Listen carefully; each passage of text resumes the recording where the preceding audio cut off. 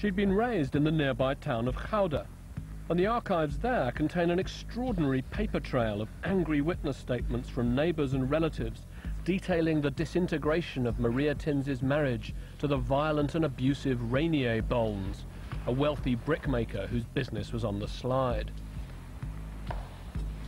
So what I'm looking for is a deposition which concerns Vermeer's mother-in-law being beaten up and insulted by her husband, Rainier Bolnes.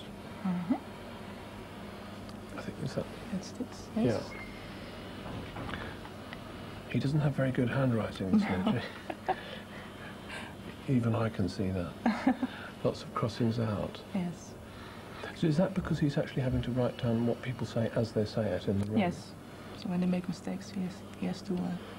So this is a fantastically vivid piece of actual history. Yes, it is. And what are the things that they say that Rainier Bolnes did to Maria Tins? According to the witnesses, Bolnes used to beat her black and blue until she ran out screaming into the street. He turned her only son against her, and whenever Maria annoyed him, he had a nasty habit of taking out his anger on the young Katerina. Nobody knows the secrets of a household, but it's a pretty damning dossier of domestic abuse.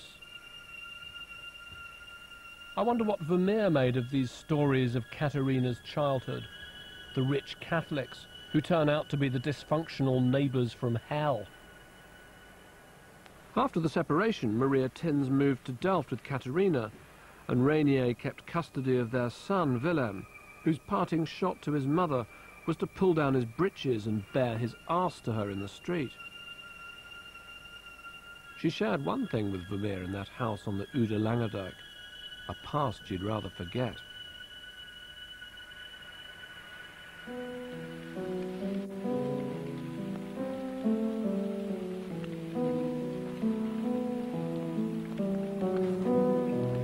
It's only relatively recently that anyone has wanted to guess themselves into the mental landscape of Vermeer, but now the process seems unstoppable. I'd come to a film set in Luxembourg to meet Tracy Chevalier, whose fictionalized account of the Vermeer household, The Girl with a Pearl Earring, has sold more than 2 million copies. Yet 100 years ago, the painting that inspired her wasn't even recognized as being by Vermeer. The Girl with the Pearl was bought at auction for 2 guilders and 40 cents. Nowadays, she's priceless, known as the Mona Lisa of the North, and starring in her own movie.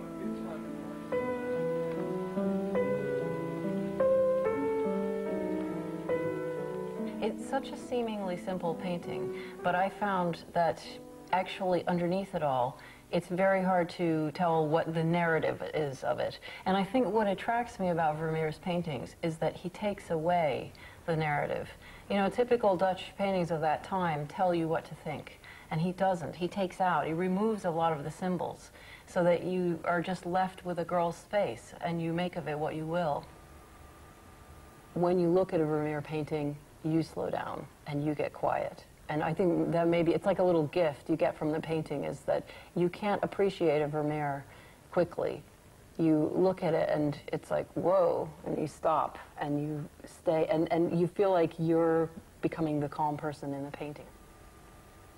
I always thought of him as a quiet man. The calm appeals to him.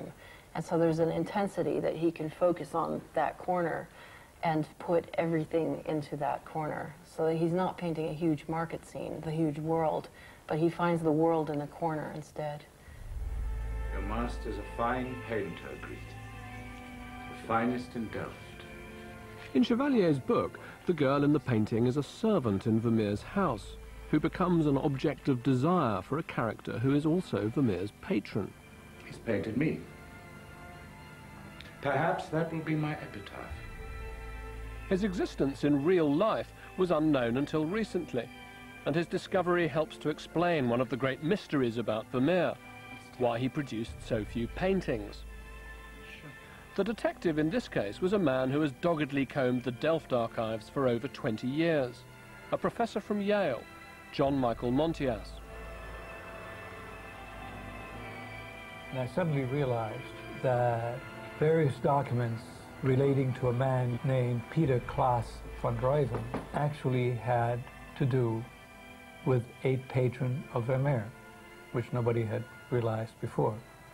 I sort of put two and two together and it hit me. This must have been Vermeer's patron. Look at that dress. You can almost stroke the satin. And the Well, we think that he may have painted maybe 45 to 55 pictures.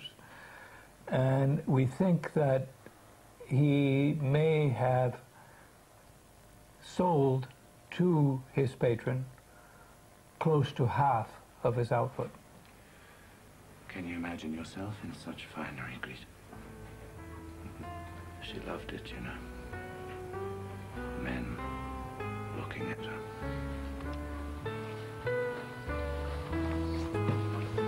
Can you cut and check that, please? Knowing that Vermeer had a patron makes a lot of sense and helps explain why he seems so modern to us. I think that having a patron who'd accept whatever he painted gave Vermeer the freedom to be himself, to explore his own vision rather than play to the market. And in New York they have one of the earliest paintings for Van Ruyven, where we can see the master manipulator of light and space coming into his own. It's an absolutely wonderful little picture. It draws you towards it. The girl's face, that beautiful face, flooded with light. It's like a beacon.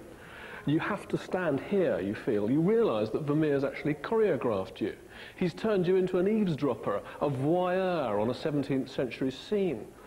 But what is it that you're actually looking at? There's a tremblingly immediate quality to the light and the way it strikes the young woman's face, generating an electric sense of the contact between a man and a woman. Erotic, but also, I think, full of tenderness. As so often in Vermeer, interpretations of the picture vary wildly.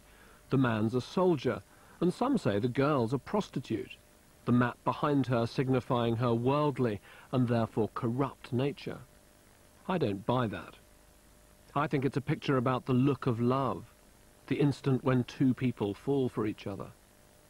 I wonder if Vermeer drew on his own memories of falling in love with his beloved Katerina. Perhaps the light struck her just like this. I think painting was his way of trying to preserve those rare moments in life that have real value, real meaning. Nowadays, Vermeer's works in major cities all over the world, but in his lifetime he was a stay-at-home. Unlike the aggressively commercial, self-proclaiming, restless genius that was Rembrandt, Vermeer was loyal to his patrons and his city. It's fascinating to see a great Rembrandt next to a great Vermeer. Rembrandt thrusts himself at you, this rugged paint handling, this presentation of himself, warts and all. Vermeer presents you with this mysterious, mirror-like world that leaves you wondering, where is he? Where is Vermeer? And you've got this sense that he's in there somewhere, that somehow his compulsions shape the nature of this strange psychological mystery of a picture. What is going on? The mistress looks at this letter held up by the maid, and the letter catches the light. You've got the sense that it's going to change this woman's life, that she's at some kind of crossroads. But you don't know how the story's going to end. Vermeer leaves us guessing. He always leaves us guessing.